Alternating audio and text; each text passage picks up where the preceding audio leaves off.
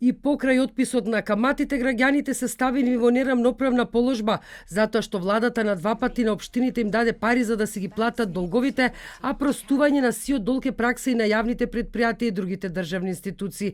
Вели Ана Глигорова од Сдруженијето Стоп на грабежот, откако вчера владата го усвои предлог законот за отпис на камати и репрограмирање на долгови и трошоци.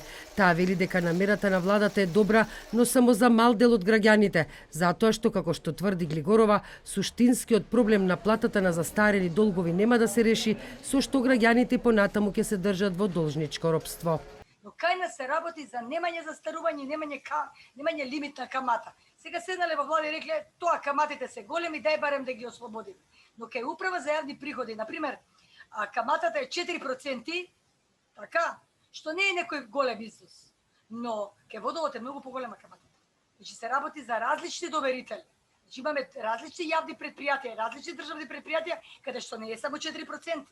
Значи е многу повеќе. Така да тие ќе бидат, да речеме, ослободени од тие камати, но ќе си плаќаат долг, што е застарен, да кажеме, долг пред 10 години, например, или долг кој не е утужен.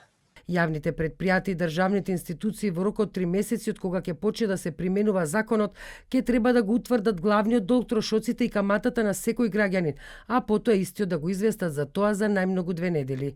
А за Нури Бајрами, член на антикорупцијската комисија, нема дилема дека овој предлог закон е класична популистичка метода на власта.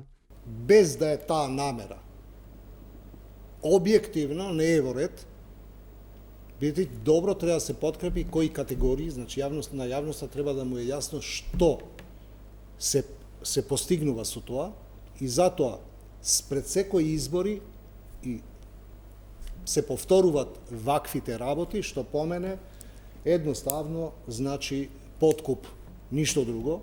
Антикорупцијска прво ќе чека предлогот да влезе во собраниска процедура, пошто ќе го разгледа истиот за да утврди дали постои ризик за подкуп на гласачи.